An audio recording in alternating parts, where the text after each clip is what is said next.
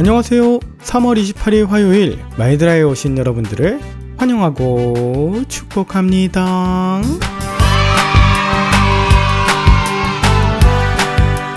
여러분, 예전에는 교회 수련회나 레크리에이션을 하면 꼭 성경 넌센스 퀴즈를 하곤 했습니다. 저는 기억나는 게 성경 속에 등장하는 가장 어린 왕의 이름은 정답, 느부갓네살. 문제입니다. 난임 부부가 읽어야 하는 성경은 정답, 에베소서.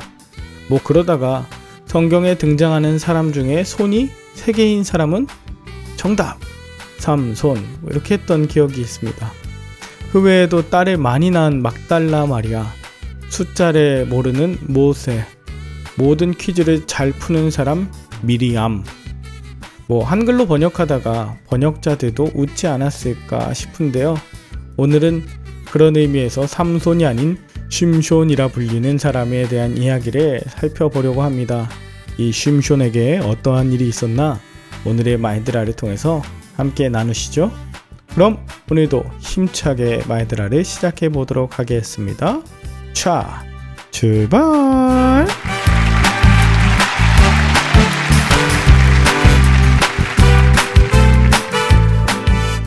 오늘은 사사기 14장입니다. 어제 본문을 통해 삼손이 어떻게 태어나게 되었는지를 보게 되었죠. 그는 태어나서도 하나님께서 복주시며 여호와의 영이 그를 움직이셨다고 하며 어제 본문이 마무리되었었는데요. 오늘 본문 1절에 보면 삼손이 딥나에 내려가서 거기서 블레셋 사람의 딸들 중에 한 여자를 보고와 그와 결혼하고 싶다고 합니다. 여러분, 당시에 블레셋 여인을 포함한 가나안 딸들과의 결혼? 안 됩니다.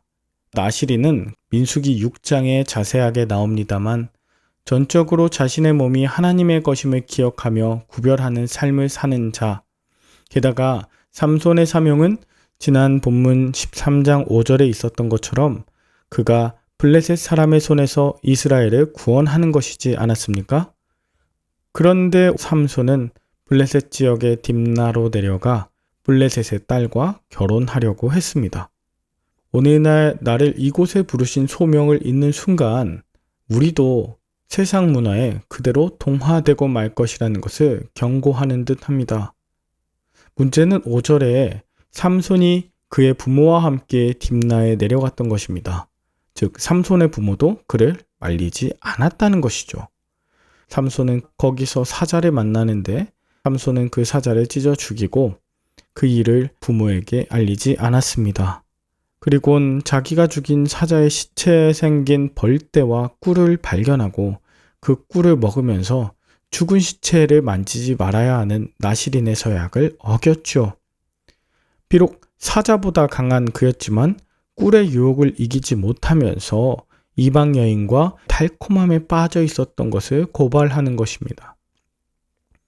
삼손의 겉모습은 나시린이었지만 그의 속사람은 세속인 또 블레셋인과 다를 바가 없었습니다. 몰래 짓는 죄, 대놓고 무뎌져서 죄인지도 모르는 상태로 죄 가운데 사는 우리 그리스도인들의 모습을 보여주는 것 같아 씁쓸하기까지 합니다. 꿀을 떠서 부모에게 가져다 줍니다. 그리고 이후 10절부터 삼손이 이 딥나의 여자와 함께 결혼하고 7일간 잔치를 하는데 거기서 30명과 친구를 맺고 함께합니다. 삼손은 그 자리에서 배옷 30벌과 겉옷 30벌을 내게 하는 수수께끼 문제를 냅니다. 그러자 그 친구라고 하는 블레셋 사람들은 삼손의 아내를 위협해서 그 답을 알아냅니다. 결국 삼손은 자기 힘을 과시하려다가 도리어 아내마저 잃게 되었다는 것으로 본문 내용이 마치게 되죠. 여러분, 지금 삼손에게 어떠한 부분이 가장 연약한지 보이세요? 삼손은 아름다운 여성을 보면 정신을 잃습니다.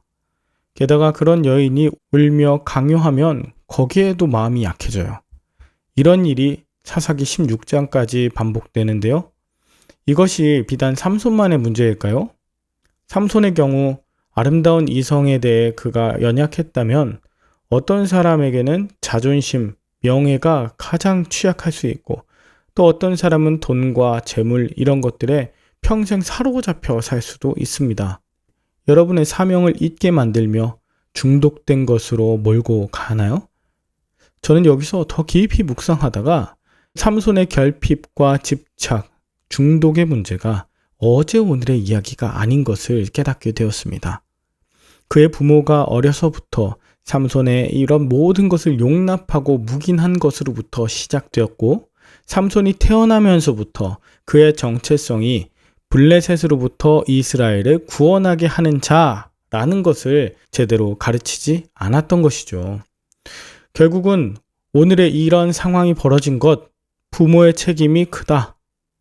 게다가 삼손이 사자를 죽이고 그의 부모에게는 말하지 않았고 자신의 부모에게 가져다 주며 인정받으려고 했던 것을 통해 부모에게 제대로 된 칭찬받지 못했고, 더 나아가 진정한 대화와 소통이 없었구나. 그래서 양심의 가책도 별로 못 느끼고 또 힘, 지혜 이런 것들을 뽐내며 다른 사람으로부터 인정받으려고 했다는 것을 발견하게 되었죠. 여러분은 오늘 본문을 통해 무엇을 느끼시나요? 오늘의 이 비극적인 삼손 이야기가 단지 그의 철없는 행동으로만 느껴지십니까? 아니면 나의 가장 연약한 모습을 고발하는 것이자 부모된 나로부터 기인한 죄라고 여겨지십니까? 우리 누구에게도 연약한 부분이 있습니다. 그런데 그 연약한 부분을 방치하고 방관할수록 그 죄의 싹이 자라고 열매를 스스로 먹게 되죠. 여러분, 이런 부분에 대해 정말 자유할 수 있도록 하나님이 나를 부르신 사명과 정체성에 대해 꼭 기억하실 수 있으면 좋겠습니다. 유혹과 고난 중에 계신 분들, 주님의 말씀을 기억하는 시간으로 삼고 여러분이 진짜 하나님의 사랑받는 자녀이심을 깨닫는 시간으로 여기신다면 하나님께서 예비하신 가장 좋은 선물이 기다리고 있을 줄 믿습니다. 함께 기도할까요? 하나님 아버지, 죄의 유혹에 연약한 나를 불쌍히 여겨 주시옵소서. 나의 정체성과 사명감을 회복시켜 주시옵소서. 우리 자녀들을 말씀으로 양육하며 하나님께서 택하신 바 민족 구원의 사명을 잘 감당하도록 믿음의 부모로 살게 하옵소서. 예수님의 이름으로 기도 올리옵나이다. 아멘. 오늘도 좋은 하루 되시길 바라며 저는 내일 다시 찾아뵙도록 하겠습니다. 샬롬.